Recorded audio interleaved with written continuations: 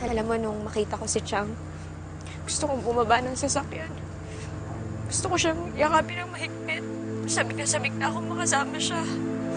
Beshi, marami pa naman ibang pagkakataon. Tsaka naiintindihan ka naman ng Chang Denang mo. Sabi ko sa kanya, ilang linggo ka na lang dyan sa pinagtatrabahuhan mo. Kung ako na yung masusunod, gusto ko nang makalayo kay Homer at saka kay Crisel eh. Kung pwede lang talaga, gusto ko nang tapusin yung pagiging impostora ko. Beshi, isipin mo na lang yung perang maiipon mo. Mas makakapagpatayo na kayo ng maliit na tindahan sa probinsya ni Chang Denang. At malay mo, sa ganda mong yan, makakilala ka na magmamahal sa'yo. O diba, papakasal ka, tapos magkakaanak. Yan naman yung ambisyon mo, diba?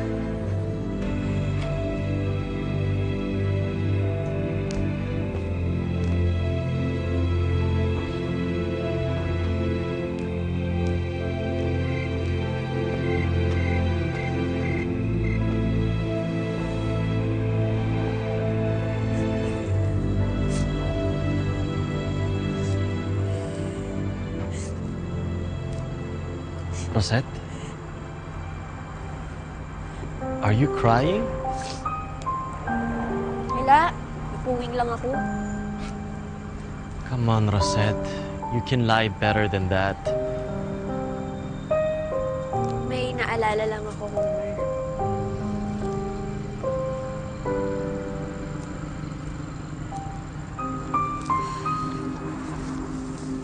Just leave me alone. Rosette.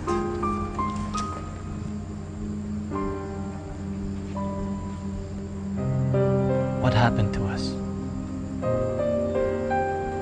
When we first met, you would always tell me what's on your mind. And then, bigla ka lang naging secretive. Para kang lagi may tinatago. You don't open up anymore. It's as if you're no longer the person that I married.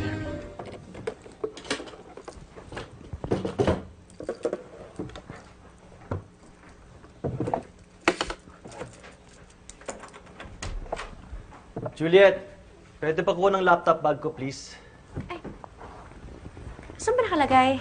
Ako na lang kukuha. Doon, sa may den. Sige, abot ko na lang sa'yo.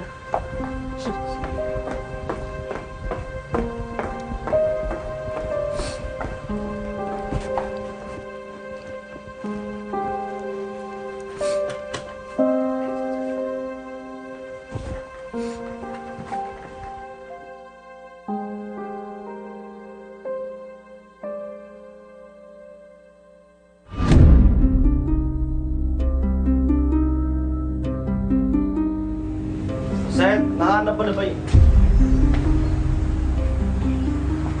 Bakit ka meron nito?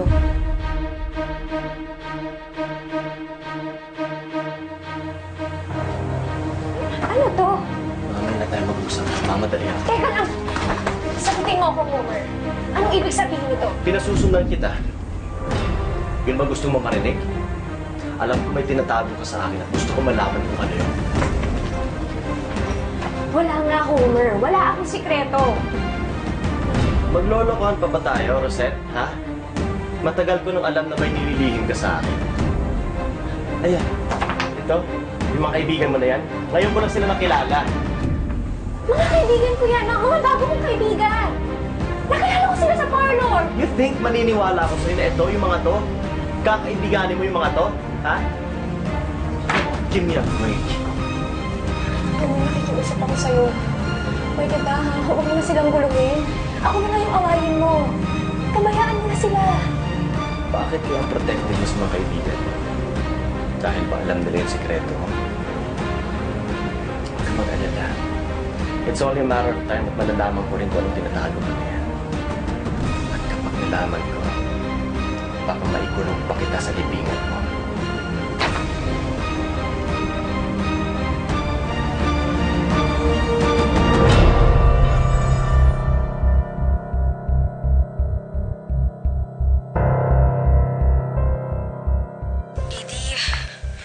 Gagawin ko. Malapit na lang malaman na hindi ako si Rosette. Iisipin nila na isa lang akong impostora. Umalis ka na ngayon din habang wala si Homer. Para yung kasunduan namin ni Rosette. Yung bayad. Hayaan mo na yung pera. Anin mo yung pera. Di ba kinulong ka na dati ni Homer? Oh, paano pag nalaman niyang niloloko mo siya? Ano yung gagawin niya sa'yo? Baka mamaya tuluyan ka na niyang patayin. Isa naman ako pupunta. Teka, may pera ka? Parang may 10,000 yata ako. Oh, yan, pwede na yan. May tsahin ako sa Apayao. Pumunta ka sa kanya, wala nang makakilala sa'yo doon dahil iba na itsura mo. Si Chang. Kami nang bahala kay Chang. Ang importante, pumunta ka doon, susundan ka namin. Ha? Mag-iingat ka. Mauuna tayo sa Apayao, tapos susunod si Maxie tsaka si Chang Denang mo. Mga matapos yun na 1 o 2 linggo. Okay na rin yun para hindi tayo matunugan ni na Omar tsaka ni Grisel. Oo nga, Bessie. Alam mo ba, na-meet ko ang mga kamag-anak ni Didi at ang babait nilang lahat. Kaya for sure, makaka-adjust ka doon ng napakabilis. Pak! Ganon! Okay ka?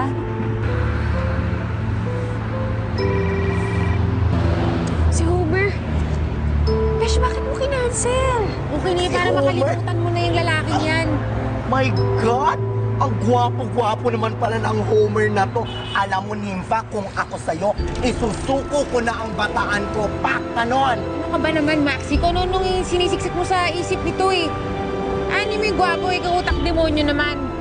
Ay nako, patingin ako na namin picture niya, please. Gusto ko yung madami nakatapos siya. Tama na yun. Baka sumakay na kayo. Tuloy nyo na ng pagpiestahan yan. Sige na, upo na, upo. Dali. Halika na. Oh, mauna ako. Halika na. Nympha, halika na.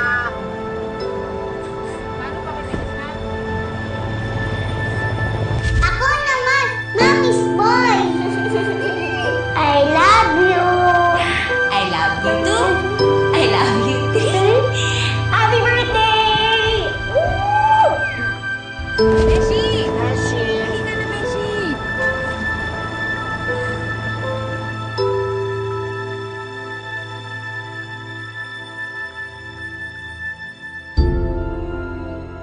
Huwag mo ulitin yun, ha?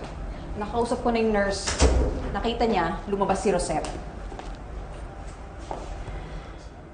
Where's Mommy?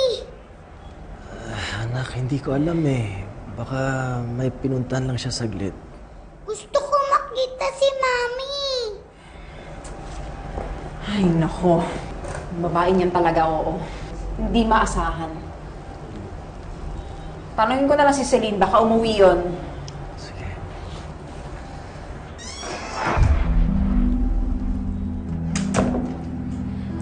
Hindi na kailangan. Nandito na ako. At saan ka galing? Kanina ka pa namin hinahanap. Bumili ako ng pizza. Alam ko kasi paborito ni Junit to eh.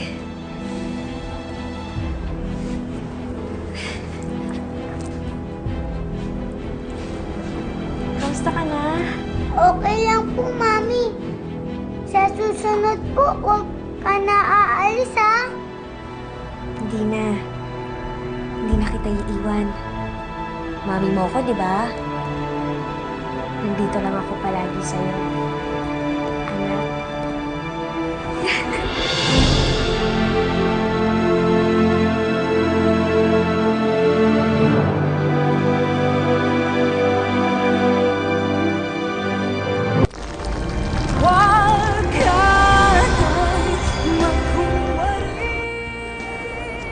You wanna hear something stupid?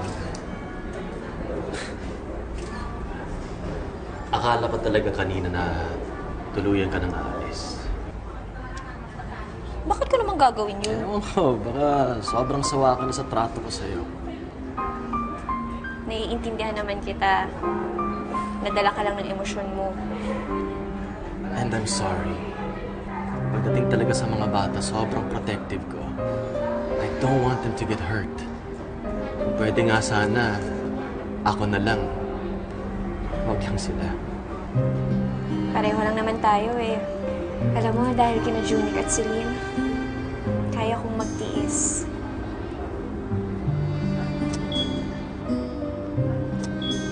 Ang ibig kong sabihin, kaya kong magtiis, kaya kong mapagod, Okay, look. mapuyat. Hey, you don't have to explain. Our marriage isn't perfect. Alam ko naman yun eh. But as long as you do your job bilang nanay nila, sapat na yun sa akin. Mabuting anak si Junic at saka si Celine. Kaya alam mo, deserve nila magkaroon ng mabuting ina. Thank you. Thank you for caring for our children.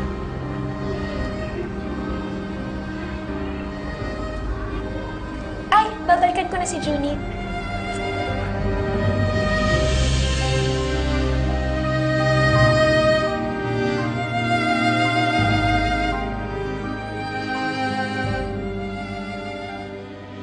Juliet, ano, tapos na ba yan?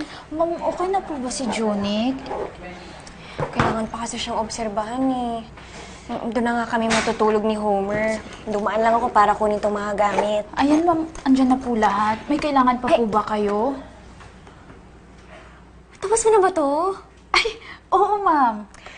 Okay lang ba kung hiramin ko sa'yo? Ay, oo naman, ma'am. Kasi wala akong ibang magawa sa ospital. Okay lang? Oo. Halika na. Ay, sige, ma'am. Samahan ko na lang kayo sa labas. Ako na, tulungan na kita. Ako Ay, na hindi. to. Kaya ko na Hindi, sige na, ikaw naman, oh. Sige, ma'am. Ay! Yung cellphone ni ma'am.